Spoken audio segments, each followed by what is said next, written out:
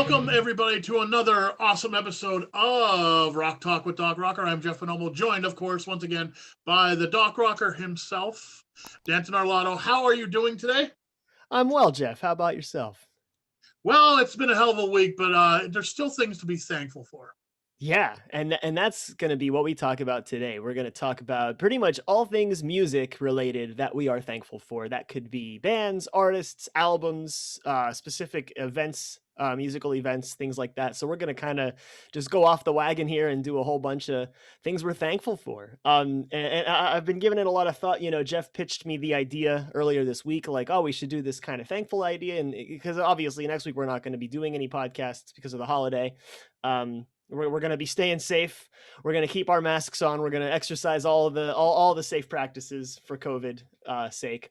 So we figured we would do it a week ahead, and that way people can tune in and watch it during the week of Thanksgiving. And the more I was thinking about it, it was like, well, yeah, sure. Naturally, it's like this could easily turn into a gush session of like our favorite bands. Like, oh, I'm thankful for all the bands that I like. But I gave it more thought. I figured it would actually be more interesting to kind of look at it more objectively, even though this is purely an opinion based kind of thing. So I figured I didn't want to restrict myself to only being thankful for like my favorite stuff. So those things will definitely get mentioned, but I tried to think a little bit about the bigger picture. So I'm excited. I'm excited.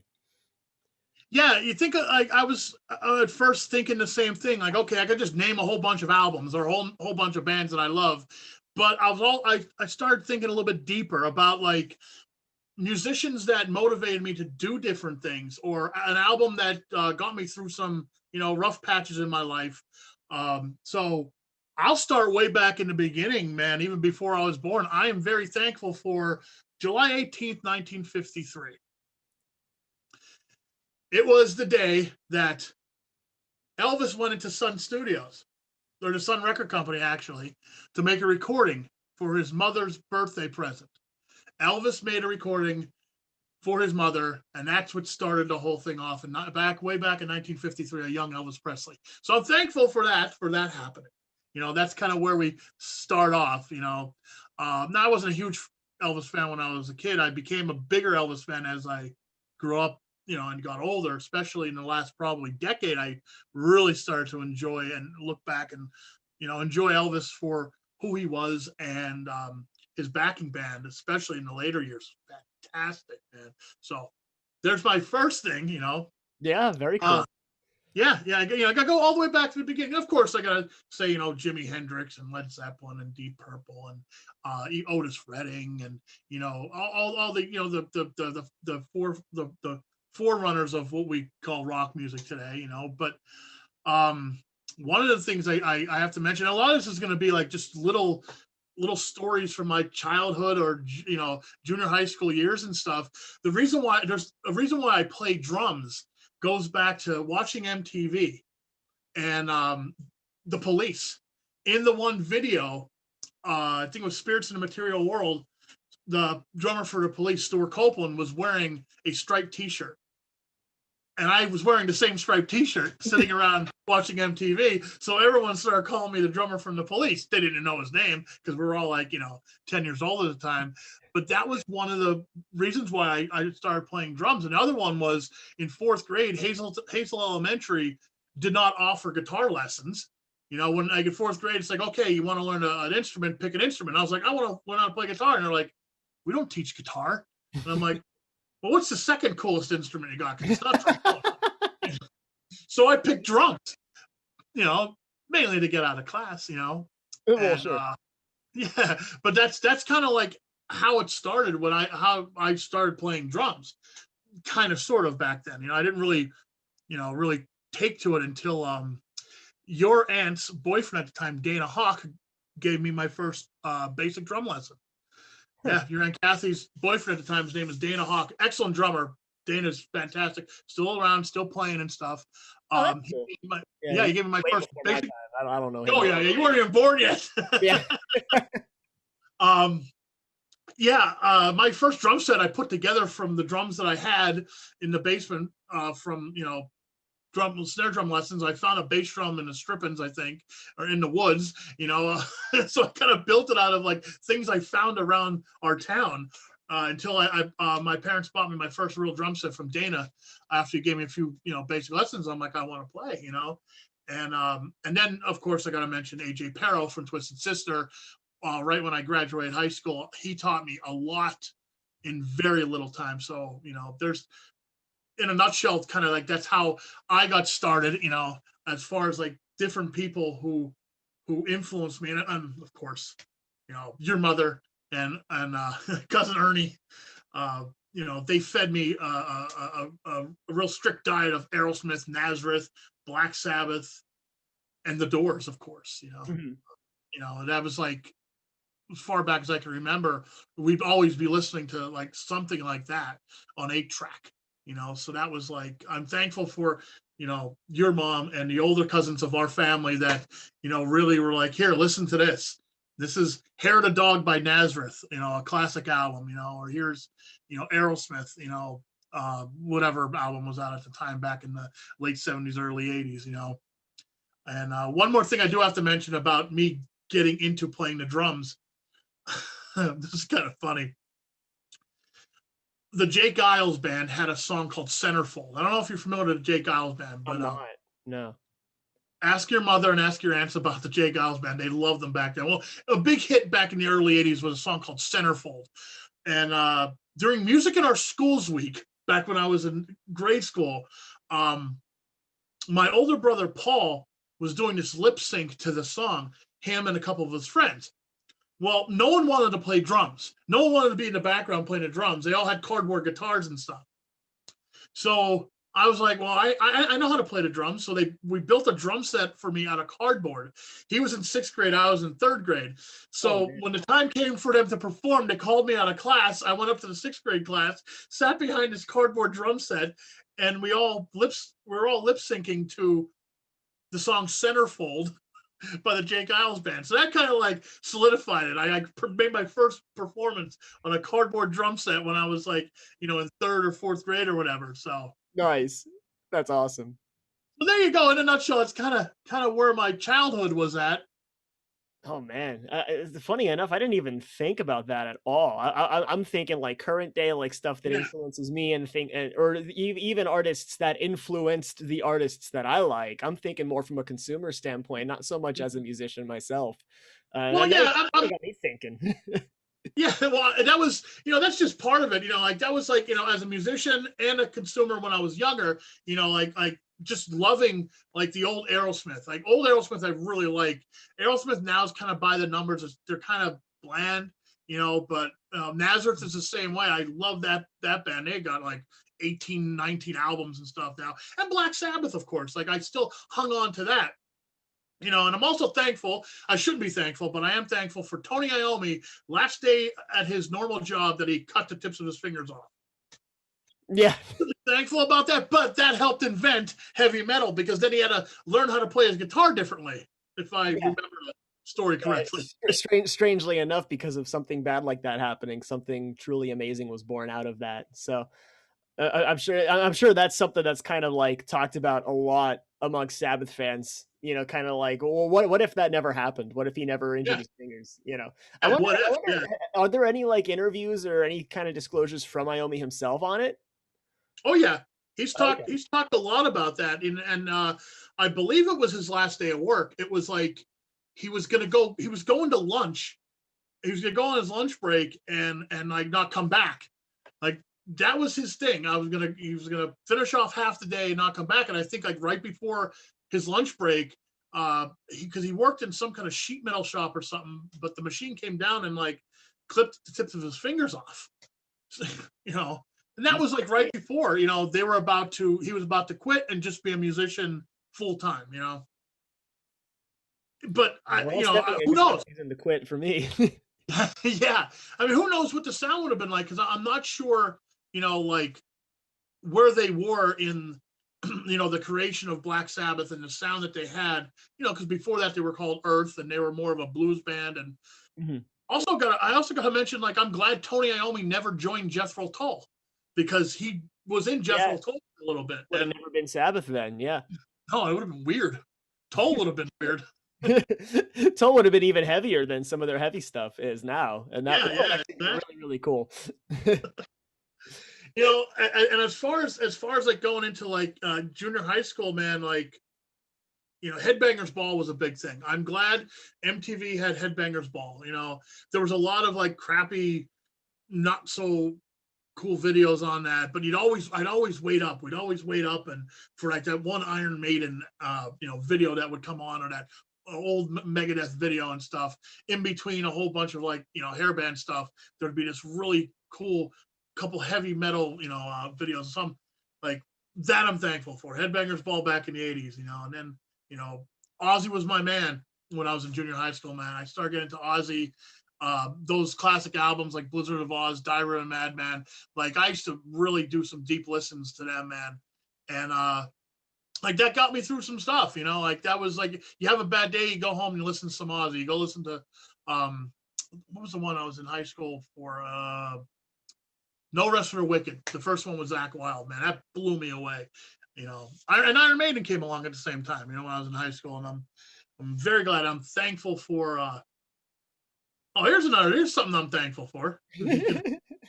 I'm thankful that James and Lars kicked Dave Mustaine out of Metallica. Oh, yeah, I'm thankful for that too. 'Cause the more I'm exploring Megadeth, the more I'm falling in love with them.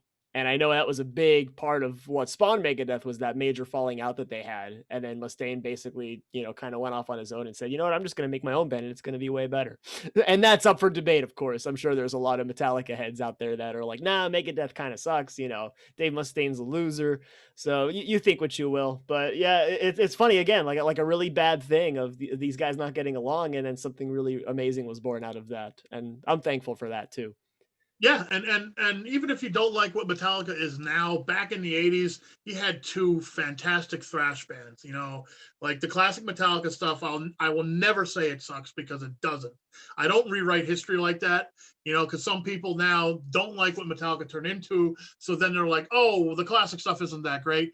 No, no, it's still pretty damn great. What I mean? Yeah. Especially through like that Napster thing they did, and the load and reload albums weren't that great. And like we talked about last week, Saint Anger, are just unlistenable. But Master of Puppets and Ride the Lightning and Kill 'Em All and Justice for All, even just up to that Black Album, man, they're great. They're great. They're great albums. So I thank Metallica for classic albums like that, and Megadeth. I'm glad that they split up, because who knows what Metallica would sound like with Dave Mustaine playing lead guitar and not having the control he does. So who knows? So I'm thankful for they gave him a bus ticket and said, they were in New York. They gave him a bus ticket and said, "Go home, back to California on a bus with no money and nothing." Oh man, Yeah, yeah. If you ever read up I on that know, I story, know they did them dirty, but I don't know the whole story. read up on the story. It's pretty brutal what they did to him. They woke up, basically they woke him up out of like whatever bunk he was sleeping in, or sleeping bag or whatever, because they were like staying at like Anthrax's practice studio or something like that. They woke him up, threw him a bus ticket, and said, "Go," pretty much, and that's it. Funny enough, I think this is going to come out as kind of unexpected because anyone who knows me knows that I really kind of don't like the Beatles. But Mhm. I'm gonna say, as far as like the whole early days kind of thing, going back to like some kind of progenitor of the genre, I'm thankful for the Beatles. Yeah, And even if you're not a fan of their music, you can't deny the impact that they had on society and the impact that they had on so many other artists and bands that followed. So, and I would bet any money that at least 50% of like all my top bands that are like my favorites of all time probably cite the Beatles as an early inspiration for them. Anything from like the more alternative stuff that I'm into, the more progressive stuff that I'm into, the heavier stuff that I'm into, you can kind of stem almost anything back to what they were creating in Liverpool, absolutely.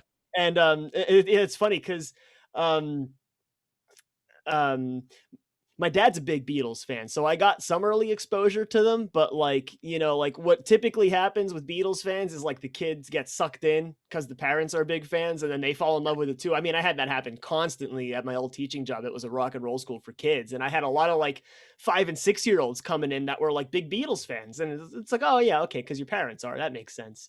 And I have That's probably the only positive thing that goes for me with the Beatles is just listening to like the Beatles one, just the biggest compilation or whatever when that came Yeah. out. Like when I was growing up, we got it from my dad for his birthday one year, and he listened to it constantly. So I remember like, yeah, that the only happy Beatles memory for me is those long drives back from the fishing hole that we'd go to, and he would be listening to the Beatles, and that's where I heard Eleanor Rigby for the first time, and that is definitely my favorite Beatles song. And that's it's funny. It's the only Beatles song that I actually really like. Oh wow. And I can't I Kansas can't has say I don't like I can't say I don't like them, but yeah, I can. I played in a cover band in high school, and they did a lot of Beatles stuff too. And I remember like charting out the songs because I had to actually learn them because I didn't just grow up listening to them. right. So for me, it was a lot of learning, which was fun. And I remember like charting out some of these Beatles songs. And like, wow, that's a really crappy chord progression. This song just doesn't quite line up the way that I think. Because at that point, I was like getting ready to like study music and composition and all that Sure. kind of stuff. So I was breaking apart everything I was listening to, and just the more I broke down the Beatles, the more I started disliking them. I'm like, wow, these guys are kind of overrated. I'm not sure what the big hype is, but nonetheless, the fact that they were able to influence so many generations of musicians makes me very thankful that they came around and did that. So, yeah, Well, Black Sabbath will say, guys from Sabbath will cite the Beatles. So, without the Beatles, you don't have Sabbath. You you pretty probably much won't even don't have have, Kansas either, because yeah. I know they're a big influence on them. They actually do a cover of Eleanor Rigby on their album Always Never the Same. And it's actually really really cool because they do they like orchestrated the whole thing, and it's a mix of some of their original songs and then some covers, and they included a cover of Eleanor Rigby, and it's fantastic. So if you haven't heard that album, I would go check it out. It's pretty good stuff. So yeah, case in point right there, like two bands of grossly different styles that can kind of stem some influence back to a band like the Beatles. That aspect of music making has always fascinated me. Hmm. Yeah, I guess you could say even if you don't like the Beatles, I mean, you have to give them credit because they did over a course of not a really long time write in a lot of different styles and they did have a progression of the way they sounded from the beginning that they were like a boy band. They Mhm. really real poppy, real sugary sweet, and then as they get to the Sergeant Pepper stuff, man, it's like we said before, it's probably one of the earliest um, prog rock songs that there is. Mhm. That album in general is like a prog rock album, basically, Yeah. like we talked about in our prog rock stuff. So I could see where Kansas is like, okay, taking stuff from there, and Sabbath would be taking like the heavier part of the Beatles, maybe like that Revolution song or something similar to that. Is where Sabbath is pulling a little bit of that darkness from.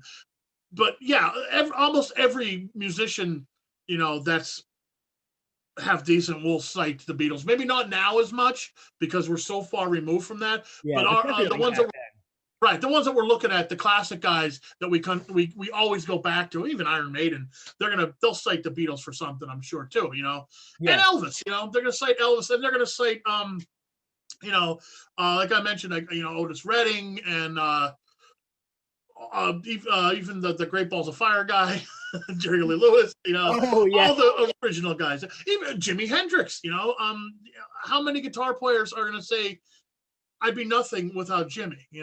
Yeah. So, Yeah, Jimmy's definitely on my list of stuff to be thankful for. So I guess we could talk about influential guitar players at that rate. So sure. yeah, definitely.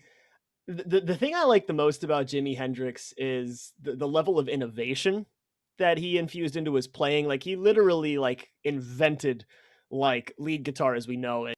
I tried getting into Jimi Hendrix like when I first started getting into like all things rock and metal when I was like maybe 14 or 15. It was like, oh, he's one of the greats. I got to check him out. So I ended up picking up I think it's called Experience Hendrix, and it's like a compilation of all this stuff Compilation, sure. experience. Yeah. And I remember actually really not being super impressed by it at first, because again, at that point, I was like, getting into like all the metal stuff and all the prog rock stuff, and I was looking for like, oh, this guy's like this big revolutionary dude. He's probably got some weird, wild, crazy stuff. And a lot of the songs are, by contrast, very simple in nature, and it didn't really hold my interest. And I'm like, then another like, he's kind of overblown, overrated. I'm not really sure, not sure what it's all about. And then it took until like 10 years later, I took a rock history course in college, and there was, we did a whole week of stuff on Jimmy, and like we really got to look into detail like in his playing, and the whole like doing the Star Spangled Banner at Woodstock, and like, oh wow, now I get it. It was about the live experience for sure, and it was about what he did with his playing live that really, and that's one of those things where uh, I'm sorely missing out on not having had the opportunity to experience that. Oh But yeah, I mean he was gone before I was around too. yeah, But yeah, it you was very, can't you very can't discount tragically can't short-lived. discount like how much he influenced people. You're coming into it, and I came into it too, like after he was gone. So it's like Yeah. you saw what the people he influenced. You saw what they were doing, so you heard that first. Mhm. Then you're going back to the originator, and you're like, well, it's Yeah. okay, but you got to really keep it in mind that you know all these people that Steve Vai and Yeah, Steve these was other a great big Hendrix fan. these other great guitar players, they took it from what Jimmy was doing, and just went forward with it. Um, Yeah. it's Yeah. it's like that. Like everyone stands on the shoulders of who came before. So when you do go back to listen to the Beatles or Jimi Hendrix or Elvis or whatever one of these like originators, it's like, well, I've heard that already, been there, done that, because there's so many people that copied what they did, you Yeah. know, in the last 50 years or so. Yeah, So you definitely need to respect, those that did it originally, that did it first. And that's a really good point. So yeah, yeah, definitely thankful for him. And again, like I said, for me, not so much with his songwriting, but definitely with his playing. I was yeah, way more impressed by that, and like he quickly became one of my favorite guitar players of all time. So, and speaking of guitar players who influenced Steve Vai, who anyone who knows me knows that he's my favorite guitar, he's probably my favorite musician alive on the planet right now. Um, we could talk about famous guitar players who influenced Steve Vai, and I think a big name on that list is Frank Zappa. oh yeah, and he got to play with Frank too. Yeah, yeah, he was one of his guitar players for a while there, and that was kind of how Steve Vai got his start, and that was kind of cool because Matt Magasco, my piano teacher, was like a real big Frank Zappa fan, so he kind of got me into Zappa, and at the same time, I kind of discovered Steve Vai on my own through like some magazine that came out, like did a whole thing on his Real Illusions album, and it was like, oh, this guy seems really neat. So I ended up picking up that album and then a compilation, and I totally fell in love with it. And so I remember bringing it to Matt and say, "Did you ever hear about this Steve Vai? Yeah, oh yeah, he played with Frank." And it was kind of like a student to teacher kind of thing. You know what I mean? Where like I immediately drew that parallel to Zappa having that influence on Vi the same way that Matt had an influence on me. Um, and so that way I kind of like related to Steve Vai in a weird way, which I thought was really interesting. But Yeah, yeah, sure. yeah. So I mean, he's my favorite guitar player. So anyone who's had an influence on him gets a stamp of honor in my book. So Frank, and plus, I mean, I even like some Frank Zappa stuff too. Mhm. Not all of it. It's one of those like I have to like really be in the mood for it and go check it out. But yeah, the stuff of Zappa's that I do like, I really really like. Well, when the Frank Zappa new documentary comes out, we're gonna have to watch it and do a deep dive into it, because I do have some people dying to be on our podcast that are huge Zappa fans and Yeah, I big would love Zappa that. I'd love to aficionados. have him on. So I would. 'Cause he's one of those. He's just so fascinating. I'd love to learn more yeah. about him. Oh yeah, and he broke down all these barriers and said like you don't have to have rules in music. Frank was very big on just doing whatever the hell he wanted. I mean, Yeah, brilliant man, but he just really said like, well, why is it supposed to be this way? Why don't we just break these rules and just go, yeah, instead definitely. of going down the straight road, let's just do this for a little bit. Frank was fantastic, and like you said, yeah, there's a bunch of stuff he did that maybe isn't as accessible. Some of the stuff Oh yeah, definitely my, not. my friends will kill me, Point. but some of the stuff falls flat with me. Sure, it does. But a lot of it, even if I'm not really into it, I could still say I appreciate that, because Frank was a genius, and I don't really think like some Yeah, people look I at feel Frank exactly Zappa the as same way. like a mean guy. He wasn't a mean guy. He was a silly guy. He was a interesting guy. He was an intelligent guy, but I don't think he was overly mean. A guy I used to know used to talk about how angry Frank Zappa was. Well, he was angry about a lot of stuff um, in society, but he wasn't he didn't seem like he was a mean person. He seemed like he was a very good person, an intelligent person, and it came out in his music, different things he would make.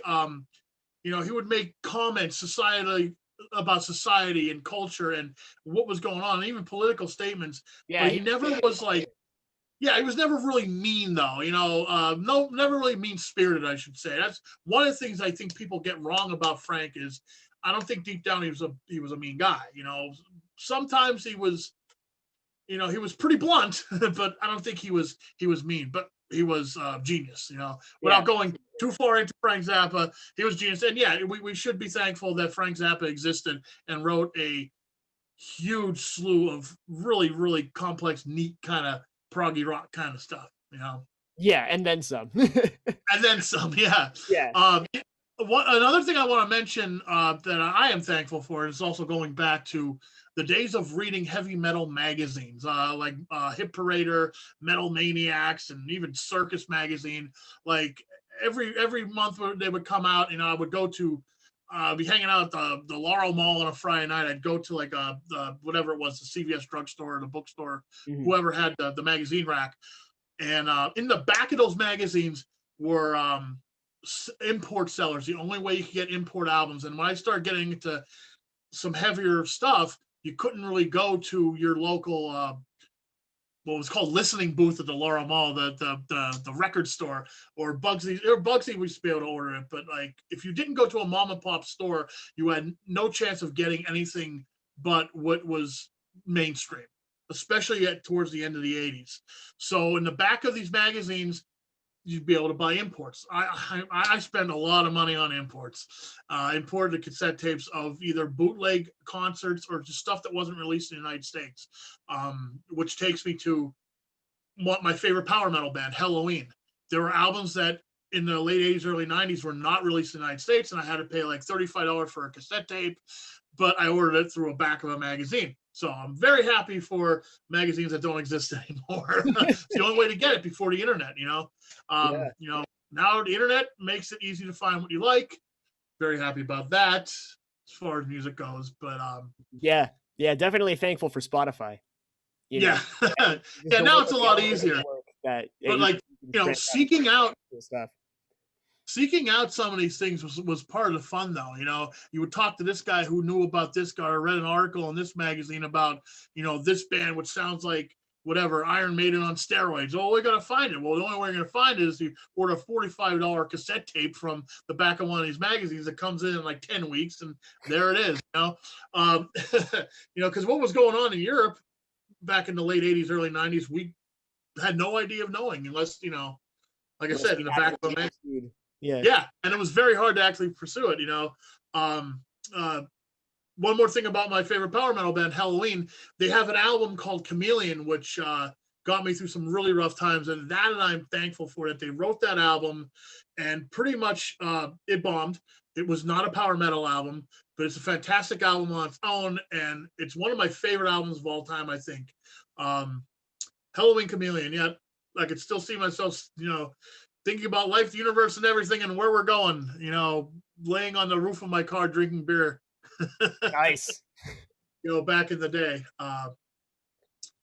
I'm also thankful that in 1999, Bruce and Adrian came back to Iron Maiden. Yes. I'm very thankful for that because the Reformation era is I know there are people that aren't fans of it, but I absolutely love them Yeah. even more than ever before. And I love the direction that they're going, and I'm super hyped for their next album, which I know they're working on. They have Oh yeah. confirmed they're writing a new album, so that makes me very happy, and I'm very thankful. And I'm also thankful that Bruce himself survived cancer. Yep. Yeah, he had a Yep. major like throat cancer or something for a long Yeah. time there, and people thought that was the end of it. And he fought and he won, and I'm super thankful for that. I Yep. know the same is not true for so many other musicians that tragically lose their lives. So I'm thankful for the ones that do make it, because Dave Mustaine. yeah, Dave Mustaine, same thing. He had the same throat or tongue cancer or mouth cancer, whatever it was, as Bruce. Dave just went through it this last year. So thank God for that. They're both healthy and cancer free, you know. So Yeah, and they're still making awesome music, and and especially before COVID, they were both still touring and performing live all yeah, over the yeah, world, which is awesome. So yeah, yeah, and especially like the more I think about singers like Ronnie James Dio, who lost that battle, that makes me more thankful for those other great singers that are still around. So yeah. The guy, the singer from Testament, Chuck Billy, he had lung cancer, I believe it was. I believe he had lung cancer. He kicked that, and then he got COVID. And jeez. then he kicked that because Chuck Billy is just too metal to die from cancer or COVID. Yeah, totally. He's doing well. I was just watching an interview with him a couple days ago that he did last month. He's doing well. Just can't wait to get back on. Almost the whole band, almost the entire band of Testament got COVID because they were over in Europe when this whole thing hit, and you know they all came back with it. Yeah. So Wow. I want to. You were talking about Frank Zappa before, and there's something I want to mention about Frank. This is going back to the '80s. I am thankful that the government does not care about heavy metal anymore. Yes. Frank Zappa was one of the guys who went. Yeah, Frank Yeah, Zappa was one of the guys who went to he was like Capitol Hill. general in arms of like fighting Yeah, for, you know, it that was it was all it that was Frank unnecessary Zappa, it was Dee Snider, and it was John Denver. Basically, John there were Denver, just three really? guys. Yeah, John Denver. He went with them because there That was I the did whole. not know. That's really Yeah, funny. He's yeah, the last guy I would expect to be like one of the poster boys for like, you know, yeah. If you ever want to see something really cool, man, watch they're all. I think the videos are on YouTube. Watch Dee Snider talk because everyone thought he was going to be some kind of like moron. He pulls this piece of paper out of his pocket, it's all crumbled up. He opens it up, and he just handed them their asses, and so did nice. Frank. Yeah, Frank that doesn't like surprise me. Frank was really well spoken. very well spoken, and they didn't know what to do. So metal's role as like public enemy number one is pretty much gone, and I'm thankful for that. The last time a major political figure mentioned metal in any kind of negative way, I think was like 2004 with John Kerry was running for president. He denounced heavy metal, and he Oh, said really? he likes rap better than heavy metal. Yeah, I had to look that up, but I remember that. It was like, yeah, whatever. I'm just glad the government doesn't care about heavy metal. It's like, no, because back when I was young, it was like that was the devil's music, and it's gonna Yeah, destroy the youth. especially growing up in like a largely Catholic uh town, having that kind of like so you're constantly at odds with everyone just because of the music you listen Well, to. you know what? My mom didn't care much. Oh, that's good. Mom didn't care much. My dad didn't understand it, but he was like, nah. My dad was like, meh, whatever. Jeffrey with his long hair, but yeah, my mom actually liked some of it. I used to listen to. As much as a mom can. But you Yeah. know, yeah, we never really got crap from any members of the family back then. It just Yeah. but I remember Same the here, PMRC. actually. Yeah. Yeah, that's definitely something I'm really thankful for. Is both my parents really had um, no impact on the stuff I was listening to. They of course they gave me lots of cool things, like because of my mom and dad both. I got like super into like Billy Joel, Elton John when I was learning piano growing up. So they definitely influenced my tastes a bit and gave me lots of cool stuff. But they never like had a problem with anything I was listening to, even like the real kind of crazy. I'm bringing home like Number of the Beast for the first time, and like parents are like, whatever, you listen to what you want. You're old enough, smart enough, mature enough. You can not to like go burning churches and stuff like that. So just Yeah, listen. but by that time, Number of the Beast was kind of like, whatever. It's no Yeah, it big wasn't deal. like at the height No. of when it was released. Like I got it almost Yeah, 20 years later. right. Right. So If I got it in 1982, it probably would have been different too. But no, it was the only thing I got flack for was the Guns N' Roses T-shirt I had. The Appetite for Destruction T-shirt on the back was there was like a woman who was like in an alleyway and her shirt was open and her boobie was hanging out. So yeah, I couldn't wear that shirt. that's funny. Couldn't wear that shirt. My mom noticed that, and she was like, "You're not wearing that shirt." Yeah, and it never got flack for clothes. Although I never really wore like anything super. Well, were you wearing a naked woman on your back? No, I Oh, wasn't. well, there you go. But I feel like I could have probably gotten away with it. Like I'm sure my mom would have gave me a hard time, but she would probably still let me wear it. I remember Yeah, wearing like wearing a Number of the Beast T-shirt to a Catholic school retreat in 10th grade. That was fun. yeah, that would be a little different. They probably get a little upset about that. Yeah. Well, it was funny. My mom let me do it. She didn't care. So but that's a whole other story. We could, getting into like religion and music and stuff like that is a whole different talk. So Well, and it's a big part. I mean, they a lot of musicians are very outspoken, one way or the other, about things like that, about religion, about spirituality, about any kind of uh, real deep big picture stuff. thinking. Yeah. Yeah, deep thinking things that you could do. Whether it's they're poking fun of it, whether they're right on with it, whether they have some kind of other idea. It just goes along with the whole deep thinking of heavy metal and hard rock. I think about Yeah. It's a big part of not what. all the lyrics are deep, but sometimes when they're deep, they get really deep. Mhm. Especially some of the bands that we listen to. Like you say, you don't hear a lot of the lyrics at first and stuff, but when you read into them, man, a lot of the bands that you like a lot that I like too, they got some really really deep lyrics going on. Especially like Dream Theater does a lot of pretty deep lyrical stuff. For instance, Mhm. same thing with Maiden. We always go back to Maiden, but Yeah.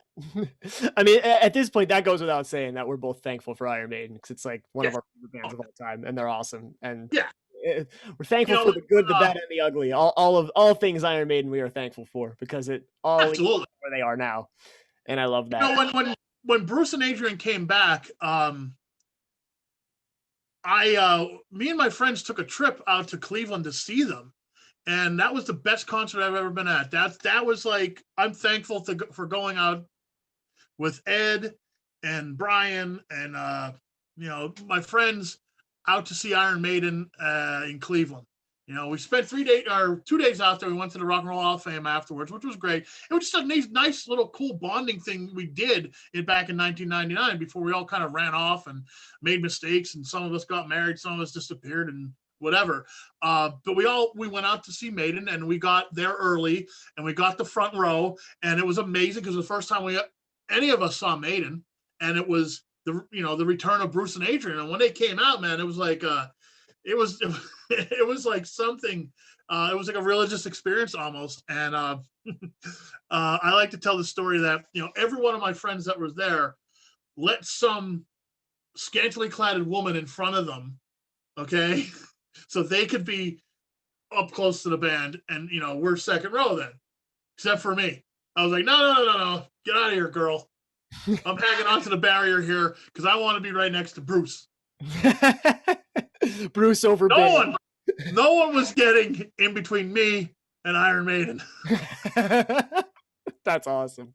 Yeah, well, how about my one buddy's like, oh, I'm gonna hook up with this girl or whatever. And I'm like, no, you're not. No, you're not. They're gonna leave as soon as the concert's done. You're done. Whatever. And they did. So yeah. It's like, yeah. So see, you had a girl in front of you. There. You couldn't see Adrian Smith playing or Steve Harris playing because you had a girl in front of you. Me? Nope. I was right there on the bars. Didn't care at all. That's awesome. Yeah, that was my favorite concert. I'm thankful for that concert because it was amazing. It was. Yeah, you'll remember that for the rest of your life. Oh, absolutely. It was fantastic. I mean, the whole trip and just kind of hanging out with my buddies and stuff, doing the whole whatever it was, 6-8 hour drive or whatever it is out to Cleveland. It was a lot of fun. A lot of fun, Finally, though, one last thing I want to mention that we could go on about what we're thankful about forever, but finally, there's one more thing I do have to get to. The metalrules.com web board. Metalrules.com was a website still in existence, but the web board started in like 1995, one of the first heavy metal websites on the internet, and I would go there religiously, and we'd talk about metal. The web board doesn't exist anymore. The site does.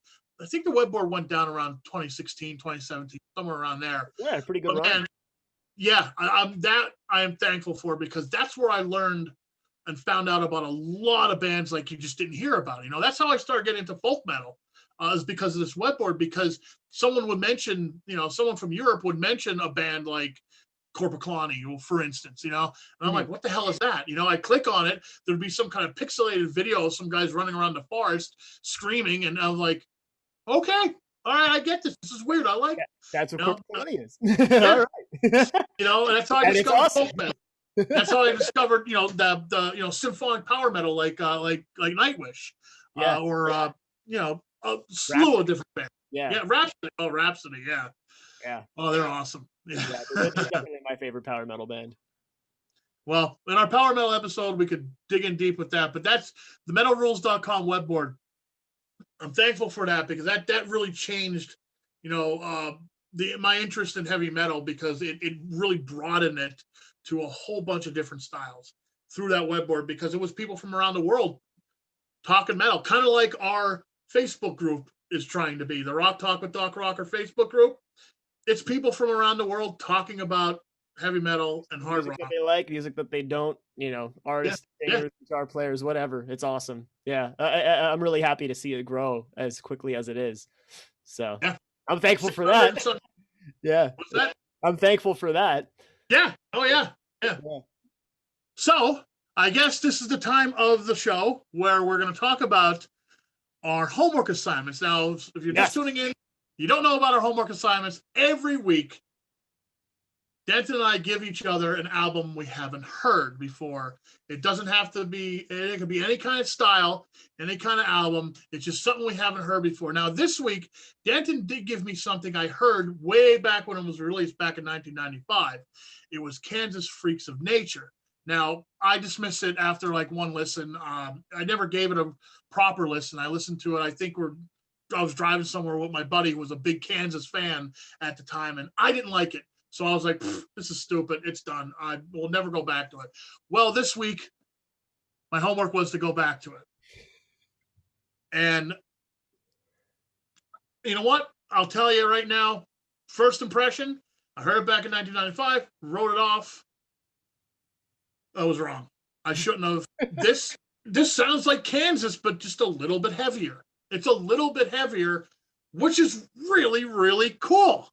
I'm really surprised, like, how much I enjoyed this album, because I was like, I'll throw it on, and it was like, I don't remember when I think I put it on like on Tuesday night, and I'm like, whoa, wait a second here.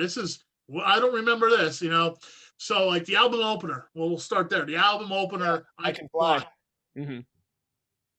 Musically, this is gonna tie into what I was talking about before. Musically, it reminds me of folk metal, because it reminds me of a lot of what these folk metal and Celtic rock bands are doing now.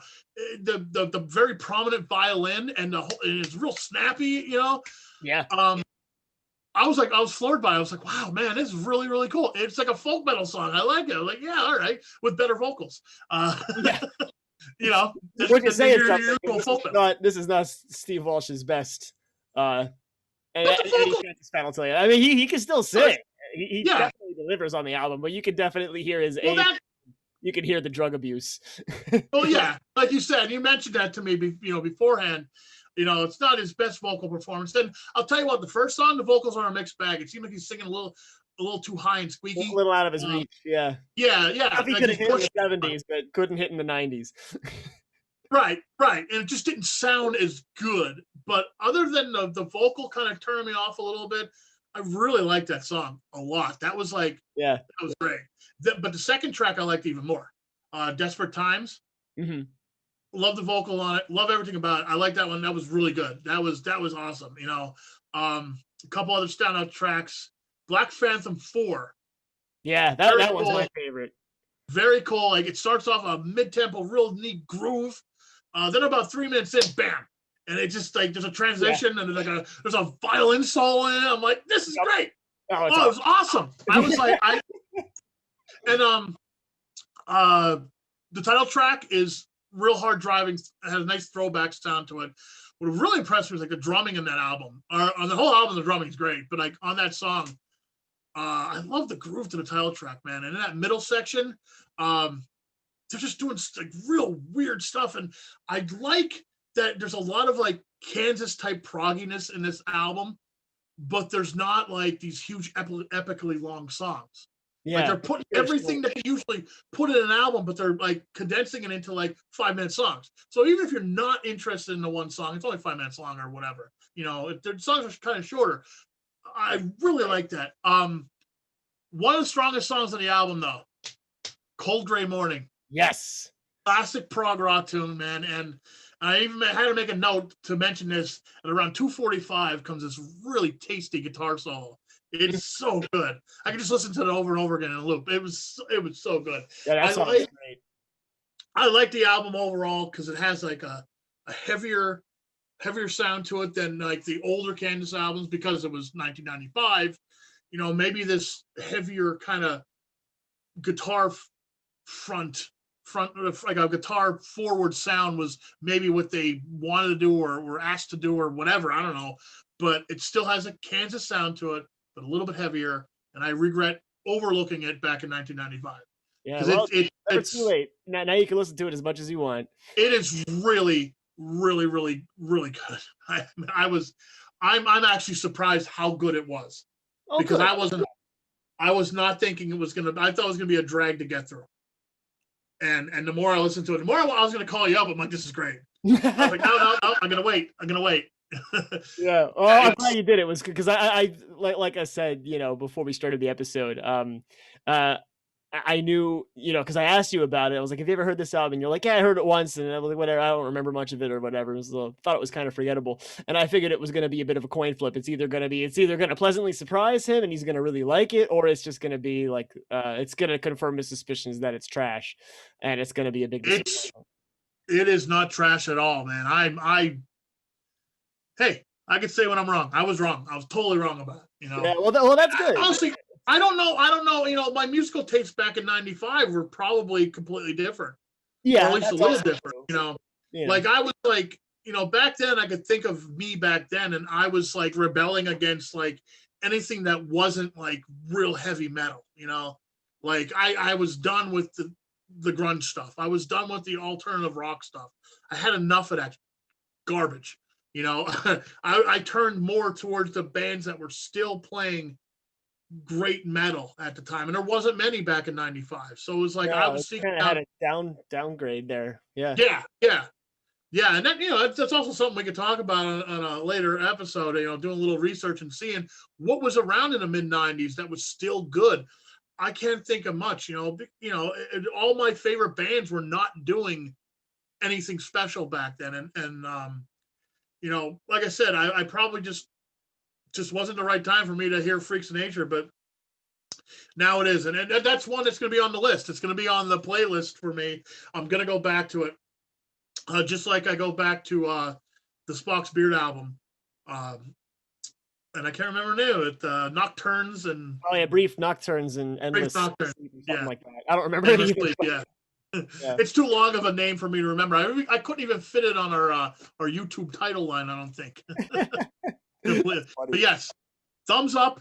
I recommend this. Anyone who's a Kansas fan or anyone that likes prog rock or even prog metal, because it's not heavy like Dream Theater Awake is heavy, but it's heavy enough. It's heavy enough, and so I recommend that to anyone who wants to hear a really, really good, solid prog rock album.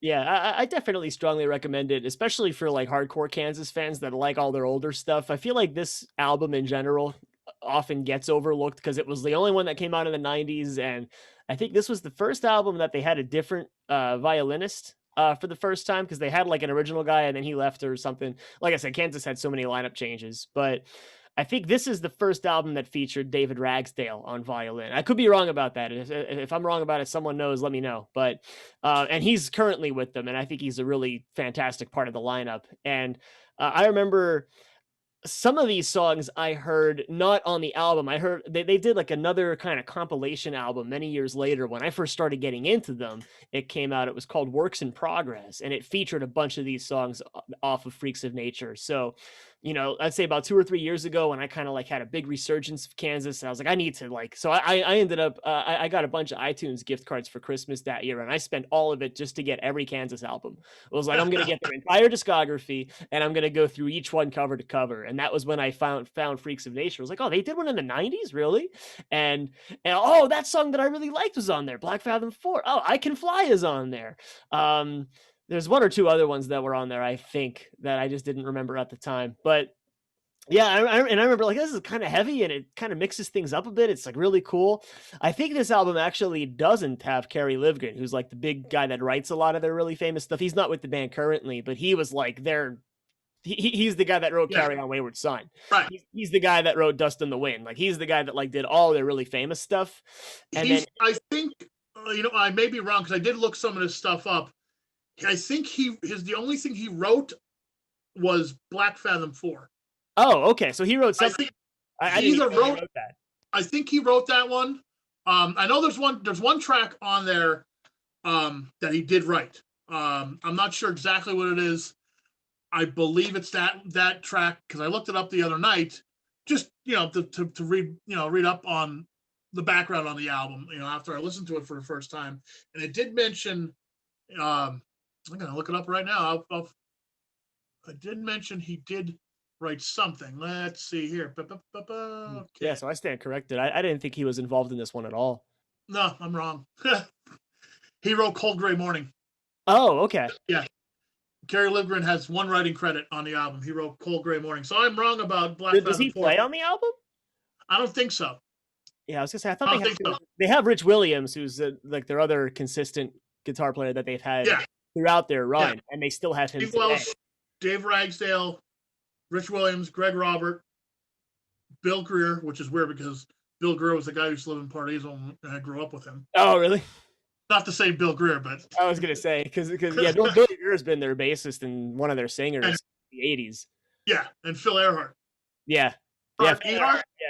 Earhart, I whatever. think it's Ehart. I actually don't know. Um, Yeah. yeah, only. I think Ehart and Williams are the only original members that are still part of it, and they've been all the way through. You know, like Steve Harris and Dave Murray. It's kind of that. Sort of, like all these other lineup changes and this and that, different singers and different whatever, different fiddle player. So their current lineup is fantastic, and their newest album that just came out is great too. But yeah, for Freaks of Nature is a favorite of mine. I really like it for what it is, and as much as I like to make fun of Steve Walsh's voice in the later albums that he's featured on, there's something about it that actually gives it a little bit more grit than they had in the 70s when he had this like super clean sounding voice. So like it's one of those things where like the voice is growing on me the more I listen to the later albums, the more I'm like, I Yeah. actually kind of like that. So it's something I always recommend highly for any Kansas fan. Yeah, check out Freaks of Nature. Don't sleep on that one. It's pretty good. Well, So to close out Freaks of Nature, I'll say one more thing, which you really can tell where music was back in 1995 by this album not charting at all.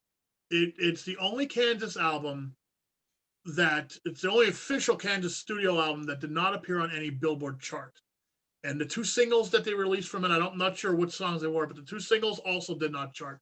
It was I bet probably you one of them was Cold Gray Morning because they perform that live now and it's really popular in the Kansas fan base. And hearing them play it live is incredible, especially with their new singer. Does it so yeah. much justice. It's great. But you could really see where more music was back in 1995 that this album never even charted. Like everything else at least charted for them. This one didn't even chart. So that shows you like, the old Kansas fans were too busy to buy a record back in 1995. And there weren't new Kansas fans coming out because those new Kansas fans, were just being born at that time. Apparently. Yeah, I was only like 4. So four. Right. So you weren't like running out, Mom, get me Freaks of Nature when you were 4. no, I didn't even get into Kansas till I was in high school. So like, that just kind of, shows you where music was at back in the mid 90s that like a band like Kansas couldn't even chart on the billboards. And it's a shame because again, really good album that's just a lot of people don't know about. When you talk Kansas, the first thing you don't say is Freaks of Nature. Yeah. But you should because it's a great album. Yeah, it's near the top of my list. I really like it. I put it right up there with all their 70s stuff. I think it's that good. And like you said, it's in a nice, neat little package. All the songs are really short and they hit you with all sorts of different stuff. And it's wacky and it's very much Kansas and it's really cool. Yeah. So speaking of progressive stuff, that leads us into what my assignment was. So last week, Jeff assigned me Fate's Warning, A Pleasant Shade of Gray, which I thoroughly enjoyed. So I asked the man himself, just give me more Fate's Warning. So let me do another one because I don't really know anything about this band. I want to get into them. So I was assigned Parallels. this week. That was the second recommendation under Pleasant Shade of Gray of stuff to listen to if you're trying to get into Fate's Warning. And I was really impressed by like the first 5 or 6 songs. I want to say there's only like 8 or 9 on that record. The last 3 were total duds for me. I really didn't enjoy. Like, it's not that they were bad songs or anything like that, but like it kind of lost some of the magic that the first several songs had. And it had a lot of things that reminded me of my experience with Pleasant Shade of Gray, which is what I'm guessing is going to be a big part of like this is what this band is like. I really like the guitar sound. I know I talked about that a little bit last time with Pleasant Shade of Gray. That pertains just as true, if not more so, on Parallels. There's a lot of moments where I was like drawn to the guitar parts. Really like the singer's voice. I really like the singer's range. It gave me a lot of vibes of early Dream Theater, like when Dream and Day Unite, when they had the different frontman, Charlie Dominici. He sounds a lot like that, and I like that. I think he has a really good voice. I don't know who the singer is for Fate's Warning. I didn't look any of the stuff up yet. I'm still going cold. I'm thinking, let me just listen to the music and get a good first impression before I do all my research and read up on these guys. But yeah, I really like the vocals. A lot of the vocal lines were really tight. And I liked a lot of the higher stuff that I heard. Um, when they got like real proggy with certain parts of their songs, they did it really well. I like, even in their kind of more straightforward stuff, there's a good niche use of mixed meter things. And I always like stuff that we just chop a beat off here or there. And that part of it I enjoyed. The parts of it that I did not enjoy were parts that made me kind of think more, oh, they sound a lot more like Rush than they sound like Dream Theater. And that's a big part of what my tastes are. I like the goofier, more proggy stuff. And, you know, I've said this before on the show, Rush is not my favorite band. But I'm not going to say that they're a bad band by any means, because they're not. They're great. It's great music by great musicians. And that was very much also true for Parallels by Fate's Warning. I would say that the song I enjoyed the most was called The 11th Hour. I think it's like the 3rd or 4th song on the. So I did it cover to cover just today. I figured let me just do it the day of so that it's all fresh in my head. So that song I really enjoyed. That's one of the longer tunes as well, and it really took me on a journey. I liked it. I liked the kind of dark, ominous opening it had. I like where it went. It got really colorful and creative, and I went in a lot of different directions, and I really enjoyed that. And again, even the last couple tracks, they just kind of had, it was like, I was a little more like a kind of straightforward and simple sort of like, all right, it's a good rock song, but it's probably not something I'll go back to. What I'll probably do, the more I get into these guys and listen to more of their stuff, I'll probably make some kind of compilation playlist and just handpick a few favorites out of each album. I'll probably keep all of Pleasant Shade of Gray together because I pretty much enjoyed that start to finish. There wasn't really a song on there that I didn't like. So, but as far as this other album, the ones I liked, I really liked, and the ones I didn't, I was like, you know, I'll kind of pass on these. So I'll listen to it again, but I'll probably stop after the 5th or 6th track because I know the last. I think you're saying pretty much what I feel too, because I actually revisited this album for the first time in a while after I gave it to you. I listened to it right at the same night after I mentioned it to you, and I found that the first 5 songs were Leave the Past Behind, Life in Stillwater, Eye to Eye, 11th Hour, and Point of View. Yeah, are like the best parts of the album. There's 3 songs after that. We Only Say Goodbye is pretty straightforward. Yeah, that one I really didn't like that one. Yeah, and then there's Don't Follow Me, which is similar, and The Road Goes On Forever, another similar song. The last 3 songs in the album, because it's only like a 45-minute album. It's short. Album. Yeah, it's because it came out in 1991, so you're still like dealing with those limitations of the record, you know, an actual vinyl record. So a lot of those albums are shorter in nature, you know, because you know you only have so much to work with as far as time on a record. But yeah, my takeaway from this, listening to it for the first time in a while, is I love the drummer, man. Mark Zonder is my favorite drummer, man. And a lot of that prog stuff is because of him. You know, a lot of the proggy stuff, if you listen to it, the guitar's not doing a lot of crazy stuff. It's the drummer that's doing all the crazy stuff. A lot of times, you know, the patterns that are being played, you know, that aren't like straightforward. It's him. You know, a lot of it it's based around what he's doing. I found it very tasteful. I always do, and I always like hear new stuff when I listen to it. And Yeah, I'm looking forward to a second and third listen of this one. well, I'm glad you liked it because also like the singer Ray Alder sings in a higher register on this album than he does in Pleasant Shade of Grey. Yes, I Pleasant noticed Shade of that Grey, it consistently yeah, goes really high, yeah. and From he's good Pleasant at Shade of it. Grey on, he doesn't really hit those high notes anymore. Like he sings, and I like his voice more now on the later albums. Even the newest one, they just came out with a new album a couple weeks ago. He doesn't really do that high register stuff anymore, and he admits he can't do it, so he doesn't. He's just like, nah. But his voice has matured so much. I think he was like 17 when he joined the band. Oh, He joined the band. This is a Parallels is his third album with Fate's Warning, okay. and it's the first one that I really think like they get their sound together. But it changes then. They're a band that keeps on changing. Like nothing, their new stuff doesn't really sound like Parallels. It sounds more like a Pleasant Shade of Grey. But that's just we could talk about them forever. I could really go off about it because they're one of my favorite prog bands. Did you find that they sounded like Queensryche to you? Did it remind you of Operation Mindcrime at all? Yes, it did. It absolutely did. And I liked that about it too because I enjoyed Operation Mindcrime a lot.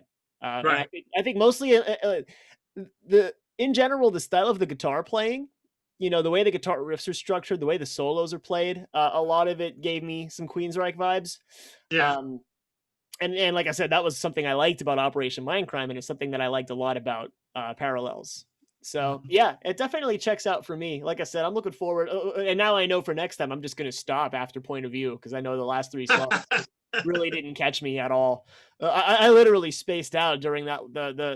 that last song, like the road that never ends or whatever, and The road goes on forever. I was driving when I was listening to it, so I had it like on my car speakers, and it was really nice. And I just kind of I zoned out for like 2 minutes. I was in cruise control, just and I looked at the little song timer because the little bar shows you how many minutes or whatever. I was like, I just totally missed the last like 2 minutes of this song. Like, what happened? I wasn't even listening. It just did not Yeah. hold my interest, and It I doesn't. know a big part of It, that's my own ADHD, but oh no, another you're part, right though. The yeah. song or the album doesn't really end on a strong note. No, it doesn't. It really went downhill quick with that We Only Say Goodbye. I really didn't catch that one at all. Yeah. Don't follow me. I almost skipped Don't Follow Me. I was like It's ready to go to, okay. It's I was okay. It's but I was like, no, out of the last I should three. listen to the That whole one's thing. probably the best. Yeah, I was like, I should listen to the whole thing and give it a fair shot. Especially that was the one thing it had going for it is the songs that weren't that great. Well, at least they weren't that long. I think the longest Yeah, song is the 11th hour, and that's only like 8 minutes, which is yeah, not it's long funny, by man. rock standards. Yeah, That's like any song on some of Kansas's 70s albums. So like most of them are 7 or 8 minutes at least. Um, yeah. so yeah, I I like would, it. I would, It's cool. I would advise you go back, listen to it again. You'll find new stuff. That's what I'm As excited you about. start listening again, like any good prog album, you'll start digging through the layers and you'll find, more and more good stuff, in it. In defense of the last three songs, you're right. They're not as, I like them, but they're nowhere near as good as the first five. Hmm. They're okay. Yeah, like I said, it's not because they're I tend to bad. skip. I just didn't like Yeah. them. I'll listen to Don't Follow Me, but I tend to skip We Only Say Goodbye, and I tend to skip the last one, The Road Goes On Forever. I tend to skip those two usually. Actually, I did that same thing that you're talking about. I did that this past week when I revisited it. Yeah. Uh, That's funny. Stillwater, I think Life in Stillwater was probably the first song I heard by them, and it blew Okay. me away. And I probably I sat down to learn the song a couple years ago. It took me a while. I probably can't play it right now. I probably totally forgot it. It would take me a while to get back in because there's a lot of little nuanced A lot things of that the drummer complexity does. to the drumming. Yeah, and You're right. he's really big on, especially with this album. There's a lot of electronic percussion that he triggers in this album, and he does it live too. And it's a as far as putting electronic percussion in a live setting with the acoustic drums, he's one of the best at it too. Like he still incorporates these drums, and it's not overbearing, but there's little sound effects here and there that add to it. Like Stillwater has like it has a electronic tom hit. I think every other measure in the intro riff. So it's like you got to get that. Mhm. You got to get, and it just adds to the song, and it adds to the feel of it. You know, has a different feel than a Pleasant Shade of Gray. It's a little bit happier, I'd Little say, bit, yeah. little bit. I like the dark, sad stuff though. That's kind of what I gravitate toward. So, That's Fate's Warning, man. That's it. They're not very happy people. well, good, good. I'm looking forward to hearing more. So, Yeah. Well, good. I'm glad you liked it, and yeah, check out the rest of the stuff from that era, and it's gonna sound the same. Perfect Symmetry sounds very similar. That was the album before Parallels. The album after Parallels, Inside Out, that sounds a lot like Parallels, and that's a toss up. Which one's better? If you talk to Face Warning fans, it's like Parallels or Inside Out, because they're very similar. I think Inside Out came out like maybe a year or two after Parallels. okay. It was a really quick turnaround. And it has one of their best songs, Monument. Check out Monument. It's fantastic sound. It really encapsulates what Fate's Warning is, and in one song, it's Monument. It's fantastic. Yeah, I might So, have to go there next. We'll see. there we go. I'm glad you liked your homework. I'm glad you I liked gotta yours. Yeah, I really did, man. That's awesome. It's a good week of listening to music, and that's pretty much everything I listened to this week was your homework and my homework. That's about it. Yeah. Oh God, what else did I listen to this week? I'm having the same blank from last week. Um, can't really remember all the stuff. I definitely didn't listen to as much stuff as I did over the past couple of weeks. I revisited Kansas' newest album, Absence of Presence. Um, just today I started because I wanted to get something a little proggier after I had that kind of sour taste from the end of Parallels. So I went back to Sons of Apollo and started going through 2020 again, which is their newest album. It just came out in January this year, and it's been a good couple of weeks since I listened to that, so I'm about halfway through it now. And the more times I listen to it, the more I like it. So I started that. I haven't finished it yet. And then, of course, as is true from last week, I've still been doing a lot of writing too. So I'm going back and listening through all the things I'm coming up with, and checking, like maybe I could change a drum fill here, maybe this bass part could be different, maybe I could do something with the leads. So it's a lot of proofreading, listening to my own stuff, trying to find Sure. things Yeah. to make the songs better. So yeah, and then once the process is complete, it's like, well, now I can listen to this just for fun, just for the pleasure of listening to something I created. I always like doing that. So I do too. been listening Yeah, to so whenever I much. create stuff. Yeah, Whenever I create stuff. I haven't created any kind of original music in a long time, but maybe someday I'll get back to it. But yeah, that'd be awesome. until then, have a wonderful Thanksgiving, You as well. and wonderful Thanksgiving to all our subscribers and watchers and group members of Rock Talk with DocRocker. Yeah, Happy especially those of you Thanksgiving, that guys. contribute and post comments and share stuff on our page. We love that. So thank you.